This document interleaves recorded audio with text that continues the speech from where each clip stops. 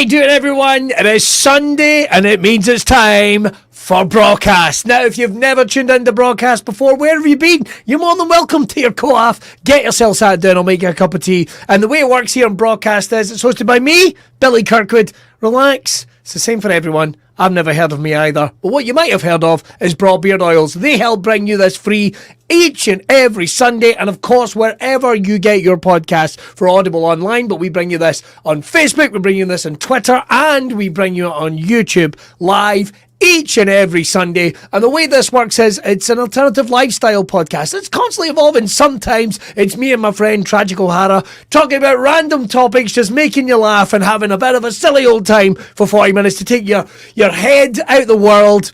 Or maybe sometimes we are bringing back our list of amazing guests that we've had. We have had musicians, we have had BDSM models, we have had wrestlers, we have had actors, we've had guitar players, we have had, we've basically had everyone. We've even had ninjas on the show. And this month, I'm very, very excited to bring you this special guest, because we're always big proponents, of course, in the brotherhood. Wherever you are over the last couple of years, you know, we've all found ourselves going through, well, some difficult times, and this is the episode for you, because we're getting an opportunity to talk to Kevin Mullen. And Kevin Mullen is what the UK's fastest growing hypnotherapy and mind programmer. He helps deal with mental health, he helps deal with people's anxiety. That's how I found him. This was about a year ago. I approached Kevin after I found him on social media. He helped me a whole bunch, and I know that mental health is not only something that JJ, that signs the checks here at Broadbeard, wants to talk about, but it's also something that you, wherever you are, so regardless if you're one of these sexy bearded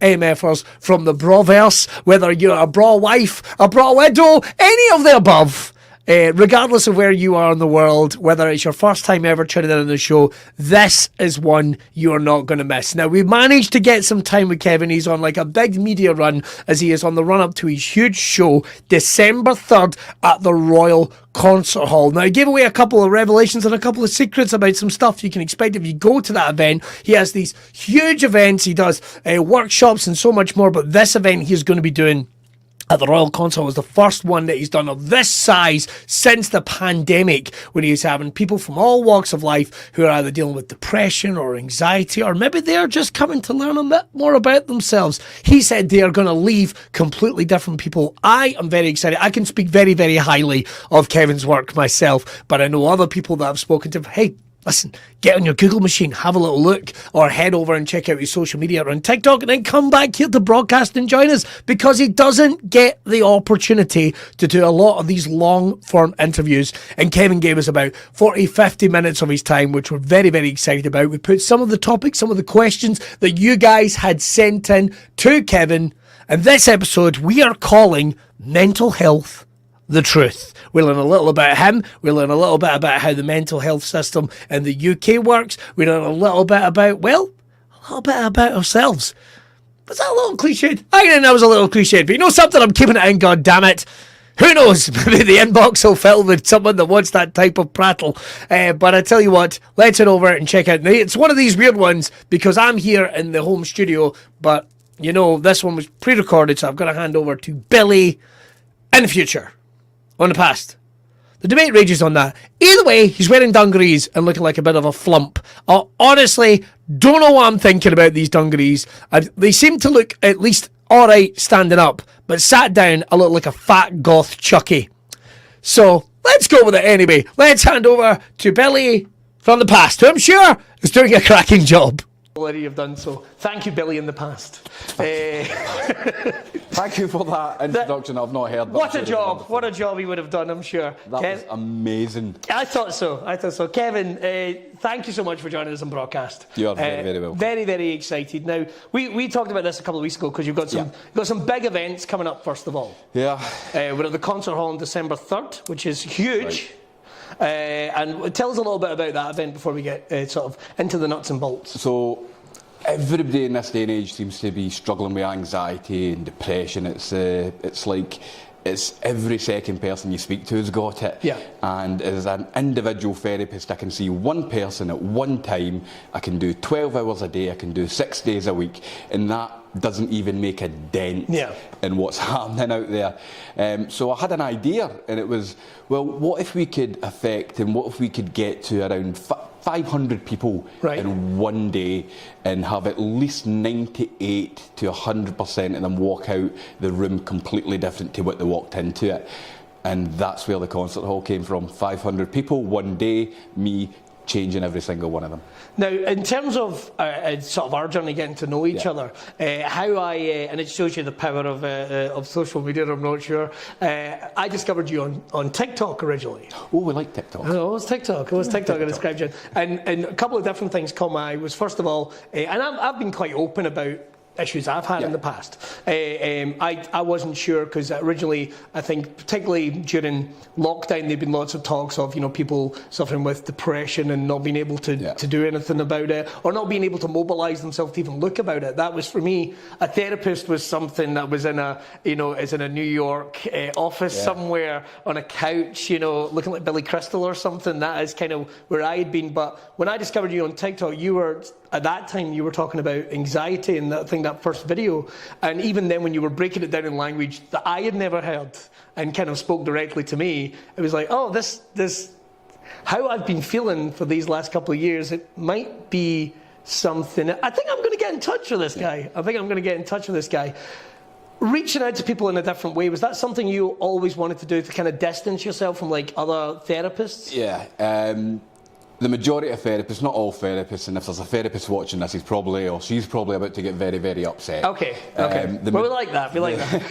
The majority of therapists, believe it or not, are very self-indulgent, and they want to prove their worth, and they do that with vocabulary, with terminology, with big, deep and meaningful explanations that mean absolutely nothing to you. And the more I looked at that and the more I studied it, I was bored shitless, I'll be honest with you, when you talk about neuroscientific alignment levels and firing processors and amygdalas and hippocampuses and all these parts of the mind, and I was getting bored with it. And I was like, when I went to university to study this, I was picked by the British Army to go to university, and I'll always remember it. I was in this big theatre, and there was about 300 psychology students there, and this guy had done a lesson on intrinsic versus extrinsic motivators. And at the end of it, I was clueless. Honestly, it made no sense to me, and I'd been motivating and driving people for 20 years before that in the British Army as a warrant officer. And I remember I put my hand up, and everybody was in this big room, all these very well-educated people, of course. And I said, "Can I be honest?" And he's like, "Of course, Sergeant Major, fire away." And I was like, "Right, I didn't understand a single thing you meant. I want you to imagine, Professor, I'm 12, and I want you to explain that to a 12-year-old so he gets it and it makes a difference to him." And he took about 30 seconds, he actually said what it meant, and I was like, I get that. So when I come into the world of therapy and started doing videos and social media, I want to make it simple. I want to make it so people can go, that was that is that, and that's what we do. That's why, because you see, when we understand why we are like we are, we can then understand the steps to change it. So I make it really simple. You make it digestible and understandable for people. People actually get it. And I think one of the common threads in all my comments is, I've never looked at it like that before, and I got it in an instant. And that's why we keep it simple. That's what happened with me, effectively. And then I was delighted to find out you were local. At that time, this works out really well. Yes. In fact, we are in the very room. Right. Where we first met, which is weird because it's just as I was coming up to the stairs. It seems like a lifetime ago now. Last December, I think, because I remember going like, "Oh, I'm so busy with Christmas. I'm so busy with such and such. I don't really have. I'm going to go anyway." And in all fairness to you, I remember you did not mess about. It was like, right, okay, Tuesday 5 o'clock, whatever it was, Tuesday 7 o'clock. It's like, and I don't know if it's the world that we're kind of become accustomed to. I thought like, it's going to be weeks away. It's going to be such and such. Traditional therapy again, you know, there's a big waiting list, and then there's an 18-week treatment plan for you, and we're going to look at you over 6 months, and at the end of that 6 months, we'll say, "So how do you feel?" And you're like, I kind of feel a bit better. I'll be honest with you. If I've seen MD for 6 months and they don't have a complete and utter change and they feel a little bit better, I'm throwing myself out the window. That's not how therapy needs to be. It's the old way of doing it. It's very antiquated. It's very outdated. Let's get you in. Let's go. Let's see what's happening. What's wrong? What do you think? What do you feel? Now let's change it. And when you do it that way, well, you've seen the results. Well, I've seen the results. I know other people you've treated that have seen the results and overabundance. In terms of what you do, how you want to make it different from everyone else, because like I think the first one we did was quite intense. Yeah. It was like 4 weeks of intensity. Is that because of, well, we're going to jump about a little bit, but is that because of the of urgency of what's going on in the planet? You want it, like you say, you don't want people to be getting the 6-month plan. You want people to sow that effects because, and I think you were the first person I ever heard use this phrase, and it's funny because it's become a catchphrase now out there in social media, was there's a mental health pandemic. Yeah. And it's not, it's coming, it's here. How do you face on to that? Because that must be quite daunting in its own way. When you, let's go way back before even COVID, with, you know, the taxis and the jobs and the interview process, have you not noticed everything that is good or worthwhile for you in your life takes you a long time to achieve? You have to work into the perfect job, you have to save to get the perfect car, you have to date, get it right, get it wrong to get the perfect partner. Everything takes a while that's good in life. Agree? Yeah, no, 100%. However, everything that is bad in life is instant. I look at that and think, well, why does it have to be that way? It's not set in stone, it's not etched anywhere that it has to be that way. So I just got the mindset and took the therapy to give good instantly and bad would take a long time to get to you. So I just reversed life, if that makes sense. Oh, wow. I never looked at it like that. Honestly, think about it. Honestly, think about it. Anything you've got at all that's really good, that you've had to work hard for, it's taken you a while to get there. But when something bad happens, it's like, boom, it's done. You're there. It's over. Yeah. Why can't we do that with good? Because let's look at it. People say, well, I just need this job, or I need this amount of finances, I need this, and then I'll be happy. Well, why not just be happy now and do it? Yeah. We're also so hesitant as well. Like we did those 4 intense sessions to start with, and I always remember end of session number 1. I don't think my wife was in the car. Maybe my wife came and picked me up. I don't remember where we were. But I always remember going, "How do you feel?" and going, better. And almost being hesitant to accept the fact that I felt better. Is that a common thing? People come here all the time. They come here, they come Glasgow, whatever it is, and they're like, "Oh, I'm really nervous." And I'm like, "I expect you to be nervous. Yeah. I'm really sceptical, or I'm really hesitant." And again, I am not the conventional therapist. I have to look at what they're doing and what they're saying and actually find the truth behind it, because not everything we say, although it's real, is actually true. And anybody that says they're hesitant or they're sceptical, what they're really saying is they're scared. Right. They're scared that it's not going to work for them. They're scared they're going to waste their time with me. They're scared they're going to get it wrong. And when you diminish that fear and let them know it's okay and there's no set process, that relaxation happens straight away. And already you've won. And you've not even done any work. Yeah. It's about the mindset and the perception of that person. Skepticism, pessimism, it's just fear. And when you can work out what fear is, you can then use it as opposed to let it control you. And there is about 99% of clients that come here are like, "I'm really sceptical. I read all these reviews, I hear these people talking about you, I see these celebrities, and I see you in the media and in the papers and on the radio," and I'm like, can't be that easy. And I'm not rude with it. I'm like, is that easy? You're just not doing it. Right. No, but it can be. But it is. I just need to show you how, because there's nothing in life, believe it or not, and I'll toe-to-toe MD with this, there is nothing in life you cannot do. Nothing. There's a million things you don't know how to do, but you didn't know how to drive before you learned. You didn't know how to walk before you learned. You didn't know how to read, write, be a husband, be a father. Didn't know any of that shit. You learned. And you can learn how to control your thoughts. You can learn how to control these emotions. And when you learn it and you do it, it's all over. It's all over. Yeah, you get locked in. Yeah, you get obsessed with it. I think one of the phrases that hit me, and I've even got it tattooed on my arm, believe it or not, as a reminder, stress equals fear, yes. Which was a key thing for me. I kept going because I kept feeling stressed in weird situations. We talked about it. It's like, I felt, what's wrong with me? Yeah. Why am I stressed in this situation? And then it was what was I scared of, from the simple thing, and I'm sure any dad can identify with this, any mum can identify with this during lockdown. I would get stressed that all I was doing was in the living room with the kids on those dark nights. So what was the fear that I wasn't going to go anywhere else? Well, why didn't I just stand up and go? Like, why didn't I go upstairs? Why didn't I go and work out? Why didn't I go and take the dog a walk? And then I realised very quickly, I'm completely removing the stress because I've figured out what it was based on what you were saying. Have you had loads of people having revelations like that over the years? Yes, but I've never had anybody had a tattoo of what I've said. So that I thank you. And well, I've also got his face right here. No, and you should see what's on my arm. But no, again, look, I'm really disgruntled by the conventional word of therapy, I have to be honest.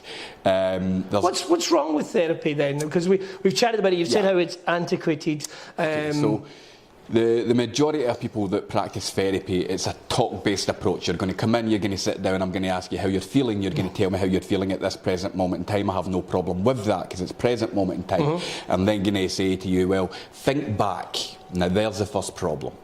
Because when you understand the evolution of emotion, and what I mean by that is the words we speak create the thoughts we have. Right. The thoughts we have create the feelings that we get, the emotions as they are.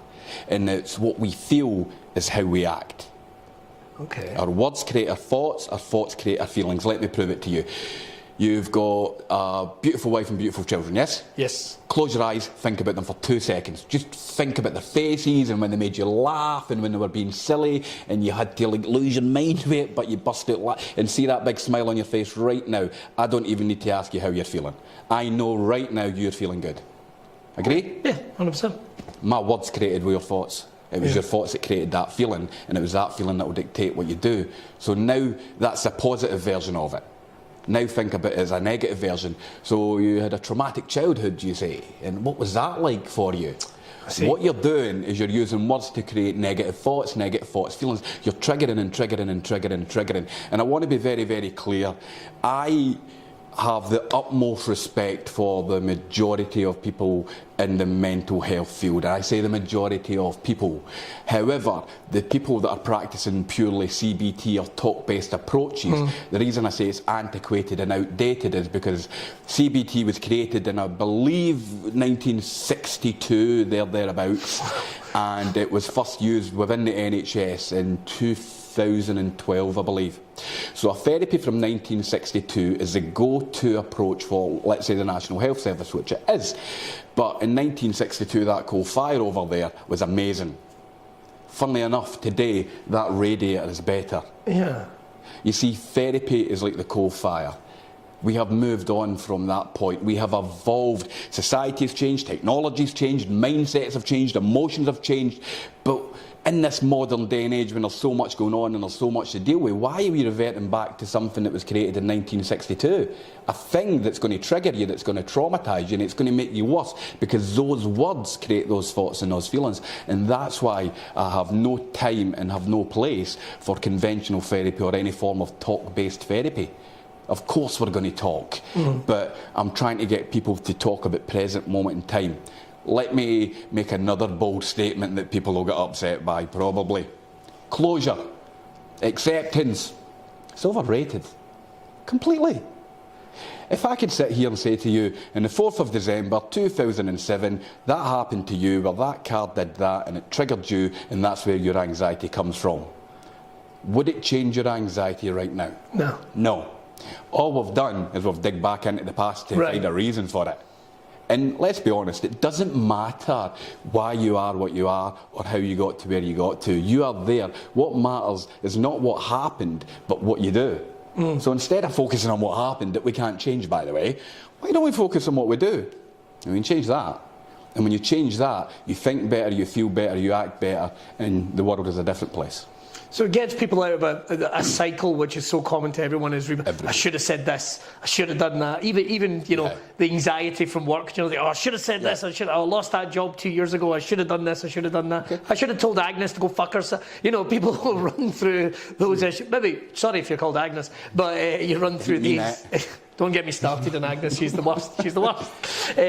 But people do that, and it's it's the fact that so many people don't identify that that's where they are. They know they're unhappy in their lives as well, which I've seen even from our time working together. The number of times I've seen people, and it's not for me to say to anyone. It's like, have you all right? You know, are you? Because I don't think you are. Oh, this is just how I am.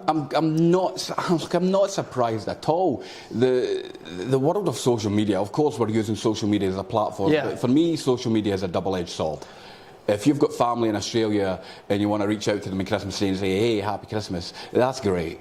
But if you look at social media, for example, if this is wrong with you, you've got this. And if this is, there's people, armchair diagnoses out there that are telling everybody there's something wrong with them, and then they're putting posts and memes up. It's okay to be not okay. Well, no, it's not okay to be not okay. It's accepted that you're there, so let's do something about it. We have to change the terminology we're using. We have to stop digging into the past and traumatising people anymore. We need to accept where we are and change where we are to where we go, because where you are will define where you go, not where you've been. Yeah. Do people come up to you in the street and say, oh, you're Billy, I remember you when you were 15, you wee shit.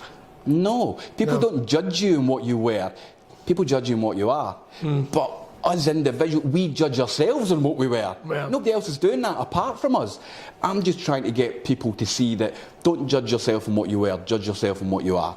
And if you don't like what you are, or there's something out of balance or out of sync, well, let's change that. Because believe it or not, it can be changed. And it can be changed like that. Change has always been instant. It will always be instant. It's the procrastination, the overthinking it, the worrying, the analysation, the catastrophisation of it that takes a long period of time. But at some point you're going to say, enough, no more, I am done, I ain't doing that anymore. Smoking, drinking, drugs, gambling. People have woke up that have never been in therapy and said, right, I am done. No more, I'm done. And they've never went back to it. They made a choice at that point to change, and it's when we get everybody to that point, change happens pretty quickly. Always has. That's insane. Not in a good way. in a good way.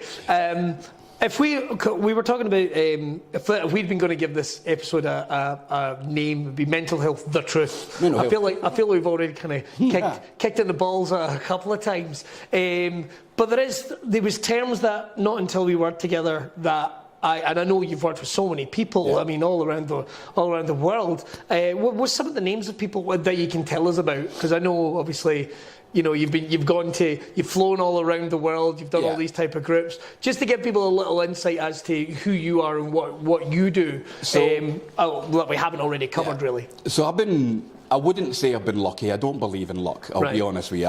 When people say, "Oh, I'm lucky," I'm like, "No, you're not." What? You're not lucky. You're a creator. Show me the man who wins the lottery without buying a ticket, and I'll believe in luck. You see, there is no luck, because in life we decide, we create, and we take. Right. Decide, create, and take. And I wouldn't say I am lucky or fortunate. I work really, really hard, man. I throw everything at it every day. So the things that I got and the things that I created have been through hard work. And I have met millions of hard-working people that have got really good things because I've created it, and luck wasn't in there. Have I been in the right place at the right time to come across some people? Yeah, of course I have. You could call it destiny, fate, or whatever you want to call it, but I worked to get to that place, and I was very privileged, would be the word, to be invited by the British Army as a whole. In fact, it was the Rifles Regiment. The Rifle Regiment are the biggest infantry unit in the British Army, and this particular unit was one of the hardest hit units in the whole Afghan campaign, and they lost quite a lot of guys. And the suicide rate, therefore, after it was the highest of any of the former regiments. So I went over to Lisbon in Northern Ireland, and I spoke to 850 soldiers at one time about suicide and mental health, and the feedback and the comments, and they were just like, "I've never seen anything like you. I mean, oh my God, that makes sense." And it's about simplifying it to everybody. I then get contacted by a company called SEO Enterprises in New York. They are a social housing organisation that houses people that are not fortunate enough to be on the property ladder, or the social housing situation in America, and the local authority housing situation here is very similar. It's just different terminology, right? And they had about 100 staff, and they wanted to know how their staff could be more empathetic and understanding to the people they were dealing with. So I flew over to New York, and it's bizarre. I'm just stood in this room, and there's like all these Americans, and you know, I remember thinking, right, well, in Scotland when I go on stage or I go out and to do a show or an event, and I'm very gentle and I'm like, good morning everyone and thank you. So in America I'm going to do it a little bit different, and I'm out there and I'm going like, is everyone happy to be here? And like, yeah. And I'm like, nah, I never heard that. Are you happy to be here? Let me. And they're all screaming, and by the end of it, there's like 100 people in this room, and a hotel in New York, stood on their chairs and waving banners, and they're all cuddling me and they're trying to lift me up in the air, and you're like, this is bizarre. And I think I've got some videos on my Facebook page of it, and they're like, oh my God. It's like the whole over dramatic thing, but I just loved it. And I was well, like, they embrace the energy. More. They embrace the energy. It's the energy they get. The events here, when we start them, we'll start at a nice, gentle, relaxed pace, but by the end of that event, I have 500 people in the concert hall. Everyone, they're all stood in their chairs, they're all happy, they're all clapping, they're all going for it, they're feeling it, they're embracing it, they're smiling, and they're walking out of that room and they are absolutely nailing the shit out of life. They are nailing it, because it's the energy that you project that they absorb. I was fortunate enough to come across you, Mr. Bowie from Clyde. Yes. You know, George. I've never heard of him personally, but I've heard of him. Just that, like, do music and then give you a headache. Not quite Elvis, but you know, we've all got our issues, and I'm obsessed with Elvis. But anyway, that's beside the point. You've got a tattoo. These worst people, they'd be obsessed. Yeah, that's true.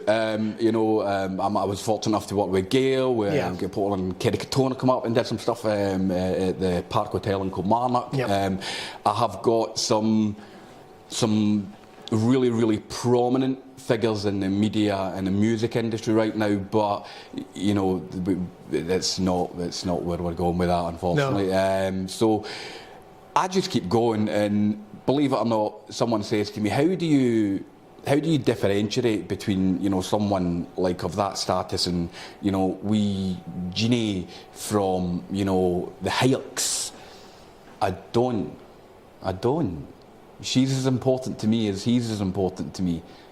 He's as important to me as she's as important to me. I could literally bring you my phone right now and show you a text from 5 o'clock this morning from a client who was perplexed at how they were feeling when they woke up. And you'll notice that 3 minutes past 5, my reply goes. You'll notice at 7 minutes past 5, I'm on a phone to them. Everybody needs it. Everybody's the same to me. I treat everyone as my only one. Because if somebody had done that for someone I loved or someone I cared for, I don't know, maybe that someone would be here still. But they're not. No. So I'll do what they couldn't. And I continue to disprove the world of therapy. I get mocked, I get called out, I get called I'm a charlatan and a fake, and nobody can do what he says he can do. Yeah, well, I can. And I give a shit and I care, and that's the difference. This isn't a process to me. This isn't a tick box process and put them into that category or that category. This is my life. My life is Serenity by Kevin. My life is helping people. And when you look at it like that, it's absolutely a joy to do every single day. And people say, you work 10 hours a day, you do it 6 days a week, you must get tired. No, you must get tired at the thought of it, but I don't. I'll tell you what's tiring. 6 months at a time in Afghanistan, sleeping in a metal hut with a bed made of rope and plastic, eating cold food, peeing in a bottle and washing out a bottle, not the same bottle by the way, which would be funny, there's movies for that, but not this one. And not having any word of English spoke to anybody for 6 months at a time, and having about 2 hours sleep a day. That's tiring. That's tiring. You see, my office, this chair is comfy as shit, man. I've got water and coffee, and I've got Just Eat app, and I can have lunch, and this isn't tiring. This is great. When people say you live in the dream, yeah, I really am. You can always see how passionate you're about it, and I'm not just saying that. You can always see how passionate about it, and how you deal with people. The energy is so fantastic. The reason I asked about all the different places you'd been and you nailed it, was how mental health issues, and it's funny because even growing up, like, I'm sure my dad would have had mental health issues, my mum would have had mental health issues, and I know there's going to be people out there going, my mum was a saint. My dad is like, no, well, and in a rear view mirror, you know, and we shouldn't gaze too long in it, and I appreciate that, but it's like, it doesn't care what age you are. Mental health issues doesn't care what age you are, doesn't care what sex, gender, where you are, how much money you've got on your bank account. It doesn't care. So when we're talking like a big event like the concert hall, I know it's not your first time up to bat, you've done these events plenty of times, but this one is very special because this is the first one after the pandemic like this one. And so if I'm someone that's, I don't know, maybe they've seen one of the viral videos on TikTok, maybe they've seen this, maybe they've heard you on Go Radio or with Gina, or they've seen the Daily Record articles or anything, and they're going, I'm going to buy a ticket. Because they're very reasonably priced, I should have said. Very reasonably priced. They're buying a ticket to come along. Is there a misconception? Could people think, like, is this like a Tony Robbins thing or something? Like, because I know it's a completely different. No disrespect to Tony Robbins and his giant head and his giant teeth. It's terrifying looking, man. What can people expect though? So I'm on my own, let's say. Yeah. I know going back to where I was, I know that something's wrong. Yeah. I know that something's wrong. I don't know what's wrong, but I know that something's wrong. I'm coming in, I'm sitting down, I've got my popcorn. Probably don't have popcorn. I can arrange it if you want. I've got my juice. I don't know what they'll have. Maybe they've got, let's just say they're on their own. Right, they're on their own. Or they're with a friend. What can they come to expect from an event like that? What can happen?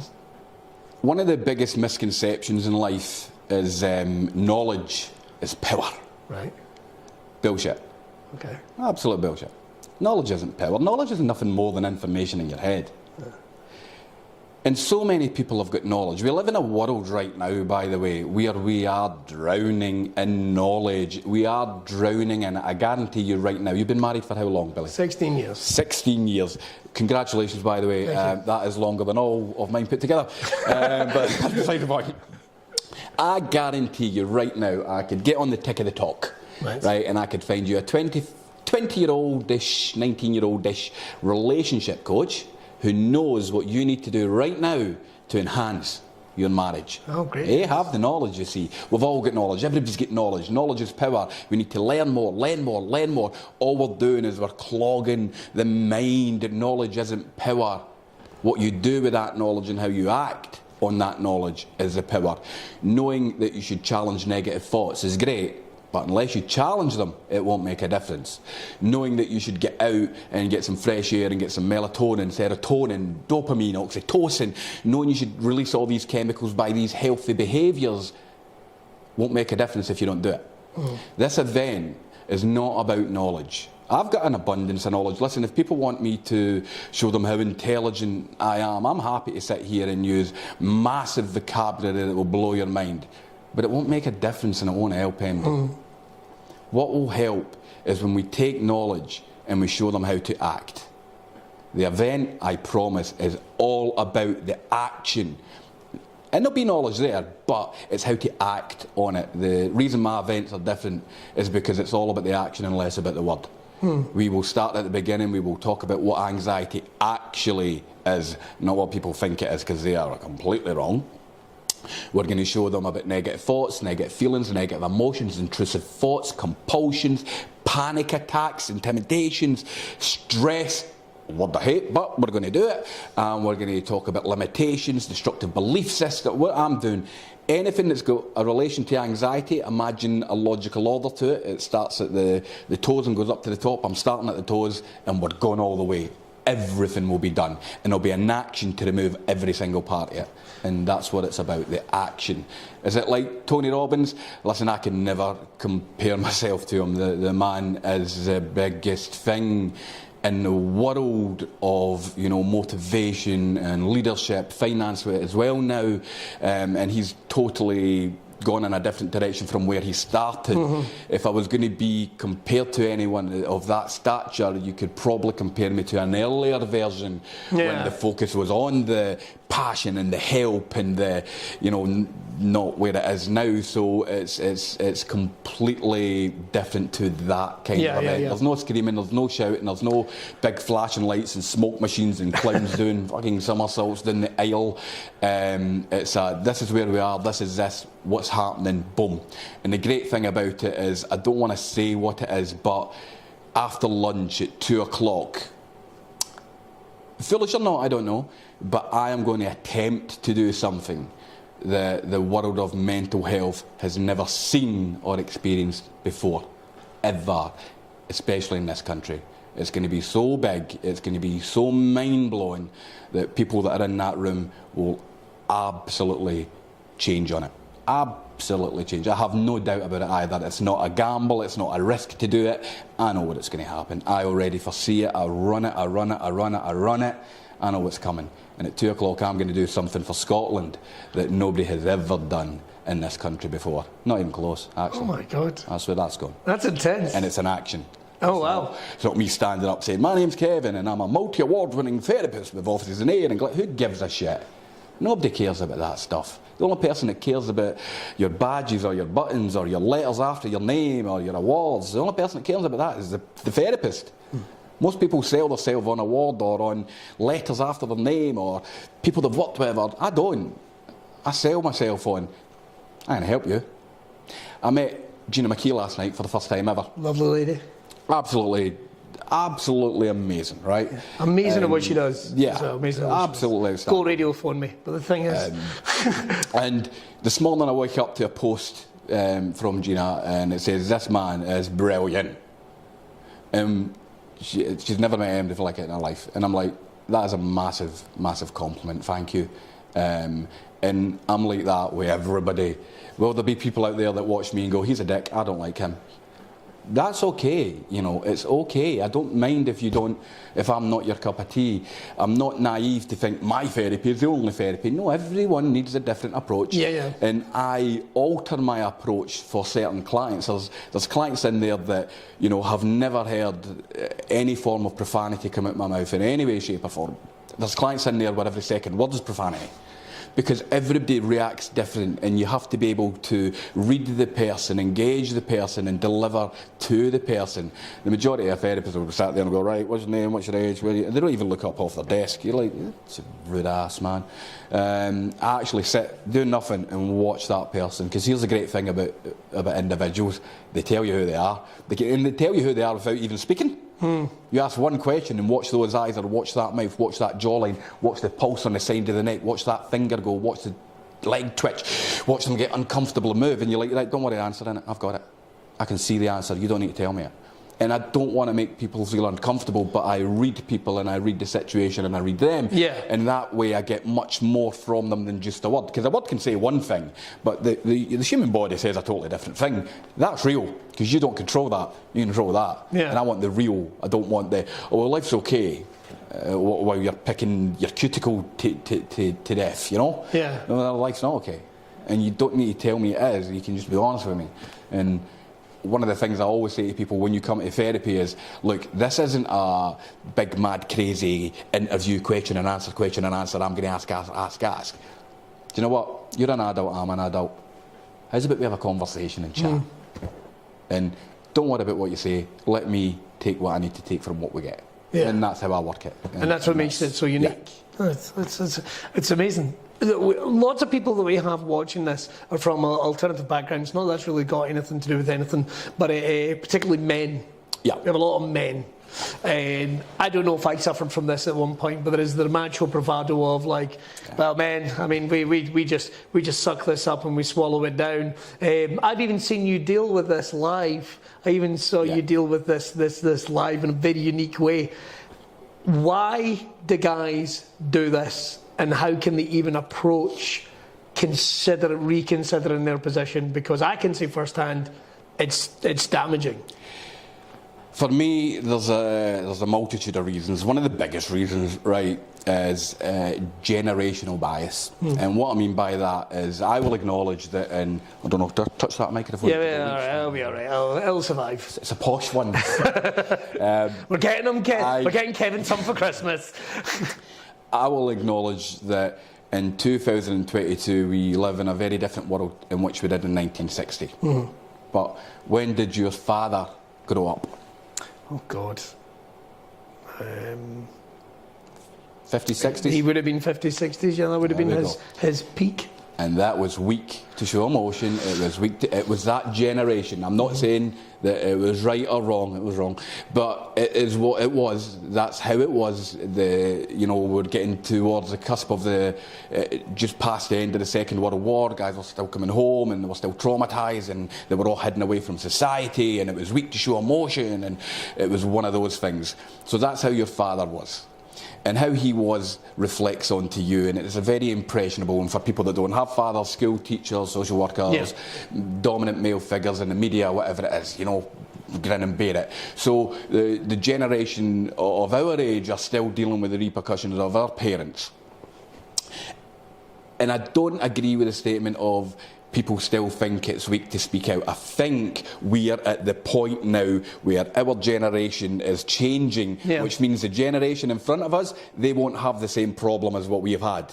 Because we're teaching our children do you know what, it's okay to talk about your emotion. Listen, it's okay to be sad, it's okay to express how you feel, and you're not wrong for that. We're teaching our children something different. It's an issue for our generation right now, but the generation moving forward, it won't be. Now, if you're in this generation and you've adapted to what your father has done to you and you're still doing that, it's weak to talk, don't show emotion, man up, you're an idiot. You might not like that, but you're an idiot. Because the idiot is the man that doesn't show emotion now. And the strong person is the one that shows emotion. And sometimes you have to feel the feeling to get through it. You cannot diminish, you cannot avoid. You can be, we call them avoidance. Men are very heavily avoidant with emotional balance. And it's like this. See that? Yeah. I saw that. You don't see that though? That's what I'm doing. Yeah. Is that.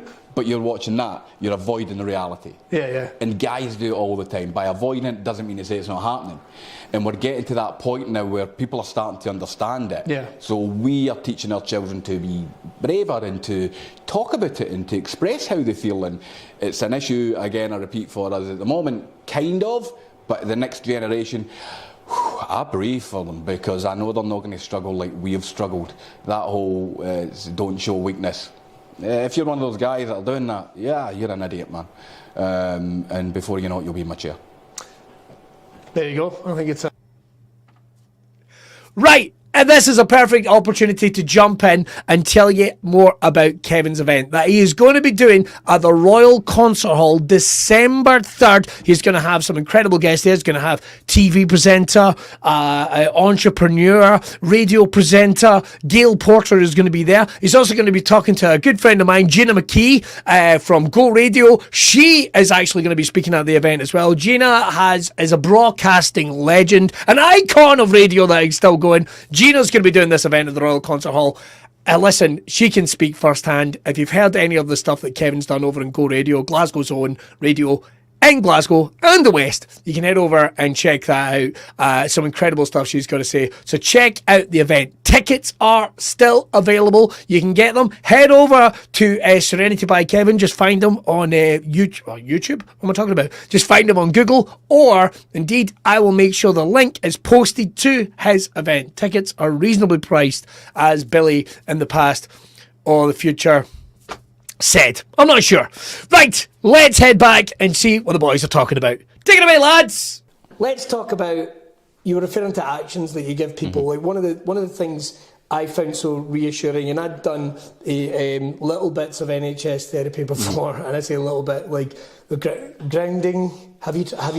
It's like, oh, okay. So feel your thing in your toes. But out of context, just like, oh, that's a thing. But one of the things you do is, the phrase I kept using was helping me weaponise my issues with my mental health. So I think even in our first session, you went, send in your recording. Yeah. We did, I wouldn't say it was hypnosis. I mean, I wouldn't say it was hypnosis. What would be a meditation almost in its own way? How would you describe what we did? I'm making a pig's dinner list, but almost on purpose. Cause what I do is I reprogram. There we go. And that would be the terminology that we would use for that. Reprogram you. We will from this point on, I promise. But I mean, I had a recording to go away and listen that reinforced what had happened earlier. It's like the difference between I'd remember putting it to my wife was I remember I did 10 driving lessons with a driving instructor and didn't learn a bloody thing. All he did was went, that's an instant fail. That'd be a fail. Didn't teach me. Are we stopping at a cash machine? Right, okay, fair enough. And then I went to another driving instructor who had went, right, these are all ones. I want to get these all to fives. So every week we're going to go over the... And I instantly seemed like, oh, there's a method to this. There's something I can wrap my little dyslexic head around as well. The reprogramming that you do, I mean, it's not... There's a lot more to it than that, but you help people manage themselves, almost reprogram themselves as an ongoing thing. It just seems so different to anything anyone was doing. I've had a lot of success. I've had some fails. Okay. And one of the fails, I was speaking to them and I was like, what's happened? What's went wrong? You know, you're doing so well. They're like, oh, your programming didn't stick. And I'm like, my programming. When you're relying on me to make your change, it means I'm doing all the effort, I'm making all the work, I'm getting all the benefit. So I don't want to do that. So how do I get it so you reprogram you? And one of the things that, you know, has always been there, I never discovered that. I didn't create therapy. I've just streamlined it and twisted it and tweaked it to fit the modern mind. Mm-hmm. But one of the things that we know for sure is that if you do an action or a behaviour consistently over a period of 21 days, it then goes from an action to a habit. Right. Tying your laces, brushing your teeth, making a knot, writing, reading, walking, talking, driving. You know, it takes around 21 days for an action to become a habit. Now, my therapy is shorter than 21 days. I only do, you know, either 2-week or 4-week blocks. And I think with the 4-week block, I think for the start to the finish, is around about 21 days thereabouts. So what we do is we go to the subconscious, we reprogram, and I put the thing there for them, but then they act on it, and they act on it, and they act on it, and they act on it, and they actually condition and program themselves, as opposed to me doing it. I have never in my life in the world of therapy, coaching, motivation, or leadership told MD what to do. Never once. In fact, in anxiety therapy, if you ask the people that have done that, I don't even use the word anxiety. Oh. Don't use the words depression, don't use the words PTSD or compulsion, don't use any of those words. Because your subconscious don't know what that is. It just knows it's got a negative thing, a negative behaviour, a negative action. That's why my terminology is all thing, action, behaviour. Because the subconscious mind, when we do it, has about 10 of them, and it doesn't know what one we're talking about. So it just grabs a handful and does it. And that's why after a session, people are like, I'm sleeping better, I feel lighter, I'm not as angry, it's about 5 things I've changed, and I only wanted to work on the one. When you have that much ambiguity in your language patterns with the subconscious mind, it confuses it so much it just takes as much as it can. And then you get that person to be consistent. Consistency is your friend, of course, because consistency creates programming, and then that becomes habitual. And 21 days for habits to be formed. And when I looked at it, I was like, that makes perfect sense. So why don't we do that? As opposed to, right, I'll see you next month. Yeah. I was on a roll there. Yeah, well, I don't have time, I'll see you next month. Well, by the time next month comes, you've forgot everything that we spoke about in the first place.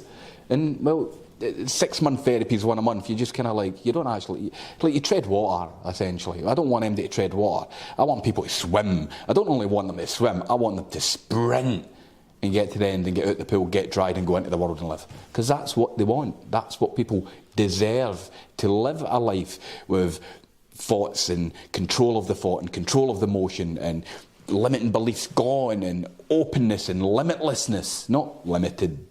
Sit in your house, get upset, worry about the world think. Look, whether you're nice, whether you're good, whether you're big, whether you're small, whether you're a man, whether you're a woman, people are going to judge you anyway. Yeah. So you may as well just do what you do and let them judge. That's a them problem, not a me problem. I keep telling myself every time, as you know, I get trolled a lot, and every time I get it, or every time somebody has something negative to say, I just keep saying, not my circus, not my monkeys. I don't give a shit. It is. What you think of me is a you problem. What I think of me is a me problem. And you know what? I think I'm all right. I think I'm a fairly decent guy. I don't go about kicking heads off kittens or anything. I try and make my way in the world and help people, and I'm happy with that. If they don't, that's a them problem. So I don't really invest into what they think. And there's so many people, It's an easy trick to fall into. I can appreciate there's so many people just so obsessed with what others think of them, and they're like, and I get it a lot. Well, why can't I be as happy as them on Facebook? Why can't I have that? I've seen it on social media where they're away and they're doing this and they're doing this, and this is what I'll say to you about social media. Imagine you're in a really bad way and you're in this chair. Okay. And I want you to take your phone out right now, and I want you to post what you're thinking, what you're feeling, what you're doing right now. And it would go along the lines of, I feel fucked, I'm in Ferris room, I can't breathe, I don't know what's happening, I hope I get better, but I'm really scared. And you would post that. Would you ever post that? Never. Never will you post the truth, because people will see your vulnerability and then they will judge, and it's one of your fears. So instead what people do is, look at me with my baguette from, Le Crostet. It costs 12 quid and it's one of the best baguettes in Glasgow, and here's me at the pool, and here's me with, at the Ritz-Carlton, and we're having dinner. And people don't post the truth. They post perception so you don't see the truth. Unfortunately, people base their reality on that truth. I don't. Do you know what happy people are doing right now on social media? I think you do, but please tell us. Fuck all. I'm too busy being happy. They don't have time for social media. They're just being happy. If you watch it there and there's people posting living the dream and I'm happy and I'm this and I'm that. No, I want to reach out to those people and say, hey, I want to help you, and I want to actually give you the thing that you say you've got, because I know you don't and I can see it in you. And we live in a world of false perception, and that's just how it is with social media. Really, really emphasise to my clients, let's come off social media during your therapy. During this process, don't go on it. Let's work on you. And at the end, decide what you want to do with it. And most of them at the end don't even do it. They don't back on it. They're too busy going out and achieving and living life. It's really, really nice to see. It's social media is an intense thing. For me, it's work. I do try and share a little bit of personal stuff, but this is what I'm doing. You got to get a balance, particularly folk in my business. They are. 100%. I mean, we're all narcissists. There's no two ways about it. But yeah, I mean, I use social media a lot, Facebook and Instagram and TikTok and LinkedIn and stuff like that. And of course, I use it to raise awareness and show people what can be achieved. But funnily enough, are you on my personal Facebook profile as a friend? I don't think so. No, I'm not. No. Do you know why? Why? Because nobody is. Because I don't post on it. There you go. Because I'm too busy being happy. I don't mind either. Somebody pointed that out the other day. Don't post on it. I don't post on it anymore.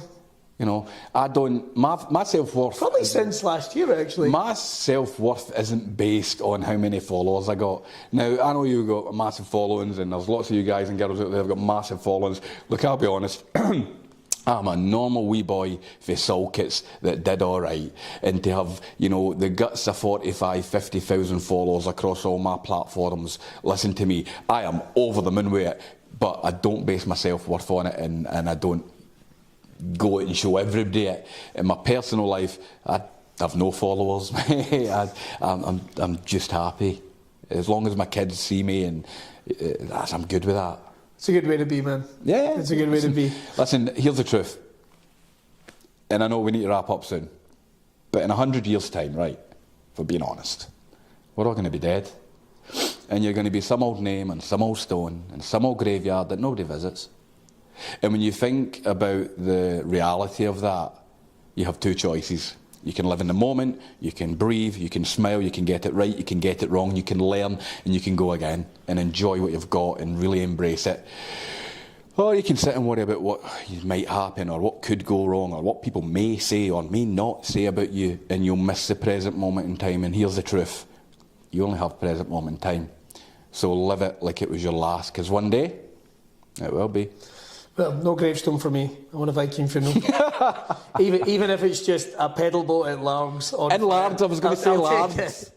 Just a pedal boat, one of the swans. You see the big wooden Viking and lads, we're going to bury you. Right there. Oh, nothing that great. I don't want to make a fuss. A wee pedal boat would be just fine, just fine. Yes.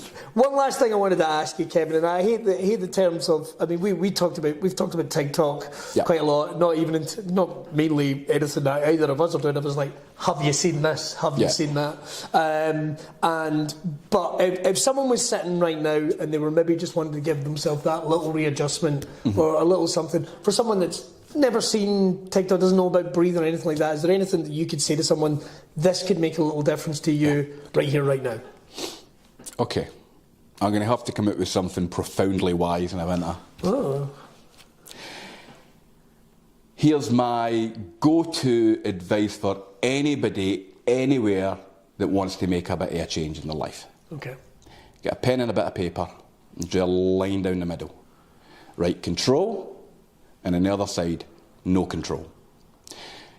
Write down everything that you control in your life, your actions, your behaviours, your thoughts, your feelings, your job, blah, blah, blah. And then write down all the things you don't control. The future, people's opinions, people's perceptions, tomorrow, all the things you don't control. Take a big, thick black marker and put a big cross through the no control and turn your attention to control and make it your only focus of the day. And that's my advice. There we go. Get yourself a pen and a bit of paper right now. Kevin, thank you so much. You're very welcome. Thank you very so much looking forward to the event December 3rd at the Royal Concert Hall. But don't worry, Billy from the past, or is it now the future? I'm not exactly sure. He's going to tackle all that. What a brilliant episode. Listen, get yourself along. Check out Kevin on social media as well. All the incredible stuff that he's got coming up. And just have a little listen. See if he can help you in any way, shape or form. I guarantee you that if you need the help and you're looking for it, Kevin can help. I can assure you that. Listen. Fantastic opportunity. Thank you again to Kevin and his team for giving us that little opportunity. And we are going to be catching up with him maybe at some point in the future. Make sure to check out that event December 3rd. Talking of events, don't forget you can still get your tickets for the biggest party of 2023, and it is just starting, the Braw, Beard and Mustache Championships. Get your tickets and join us at the Dry Gate next year. It's going to be an incredible night. Remember, the categories are open, so why not enter your face or your beard, more to the point. Why not enter it in one of the amazing categories? Come along, have some drinks, have some catch-ups, and have some fun. We're going to have some great judges that we're going to announce in the next couple of weeks, and you can join us at that event at the Dry Gate next year. Right. Nearly out of breath. That's all we got time for on this episode of BRAWCAST. We are going to be back next week with another episode. You know, it's on the eve of one of ICW Insane Championship Wrestling's biggest wrestling shows of the year, Fear and Loathing. I think we might do this. I think we might combine, right? I think we might combine me, Tosh, and a wrestler. And just talk about wrestling for a day. Eh? Talk about wrestling. Think about that. We can call it the Braw Brawlers episode. So I tell you what, that's going to be the next episode. A little bit of a wrestling theme to it. Who will be our special guest from the wrestling world? You'll have to tune in and find out. We'll tell you on social media during the week. Don't worry about it. Right, that's all we got time for on BRAWCAST. If you want to catch up with me and see what I'm up to in the next couple of weeks, I'm going to be at, I'm going to be at Troon Concert Hall hosting Bring It On LOL Comedy's huge event. Myself, Mark Jennings, Scott Agnew and wonderful Larry Dean. That's going to be at Troon Concert Hall on the 19th. I'm at Wild Cabaret in Glasgow. You can check that out as well. And then I'm going to be at Fear and Loathing. But don't forget, if you head over and check out my social media, you can see all the tickets for the live shows and events I've got coming. I'm going to update them because there's loads of cool stuff coming up. So, that was convincing, wasn't it? Right, head over and check it out, and I will see you next time on BRAWCAST. May I say, that's a smashing blouse you have on.